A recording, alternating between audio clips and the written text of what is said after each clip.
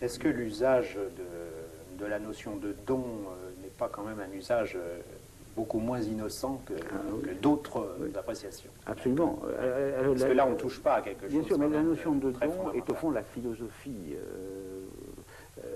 C'est la philosophie même de tout ça. C'est-à-dire, dès le moment où on ignore la relation, on ignore que les capacités, les aptitudes, les qualités, les propriétés que l'on demande et que l'on apprécie, dès le moment où on ignore qu'elles sont socialement produites, bon, qu'elles ne sont pas dans la nature, mais qu'elles sont dans un travail social, historique, celui de la famille, celui de l'école, etc., bon, il ne reste que le don. Et on dira, vous n'êtes pas doué pour. Bon, ce qui a un effet absolument terrifiant, parce que vous n'êtes pas doué en français, c'est une des choses les plus terrifiantes qu'on puisse dire à quelqu'un. Que faire contre ça, hein? Contre la nature, on ne peut rien. Alors que si on disait, vous êtes le produit de conditions historiques et sociales telles que vous n'avez pas un accès facile à la langue qu'exige le système scolaire, voilà une phrase rigoureuse. Ouais. Bon, il y aurait un recours, ça voudrait dire, ça s'apprend, alors que l'autre, c'est exactement les hommes de qualité qui savent tout sans avoir rien appris. La philosophie du don est une philosophie foncièrement aristocratique qui est inscrite dans la nature biologique des capacités socialement acquises.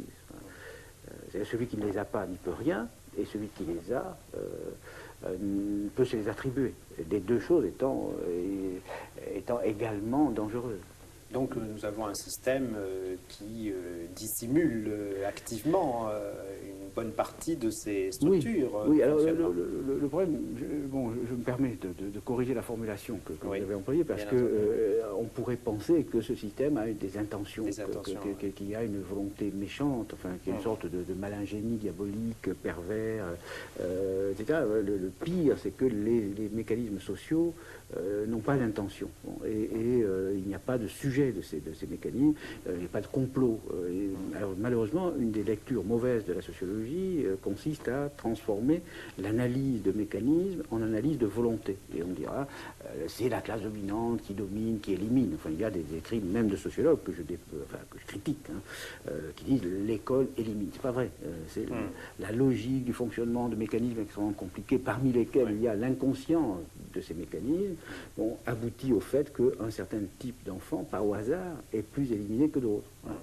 Donc il faut à la fois dire la chose et éviter de tomber dans cette philosophie, sinon on s'en prend à des adversaires apparents. Et du coup, les réformes, en particulier du système scolaire, sont presque toujours ratées parce qu'on cherche des responsables, on cherche des coupables. Alors c'est la faute au prof, c'est la faute au gouvernement, c'est la faute, etc. C'est pas en termes de faute et de culpabilité. Il y a des responsabilités différentielles qui sont souvent des responsabilités inscrites dans des structures, dans des mécanismes très compliqués qui dépassent les capacités des agents. Ce qui ne veut pas dire que les agents ne peuvent pas faire quelque chose en prenant conscience. Ils peuvent contrarier les mécanismes, ils peuvent éviter de les servir par inconscience. Ils peuvent même, je pense, en s'organisant collectivement, parvenir à en altérer profondément l'efficacité.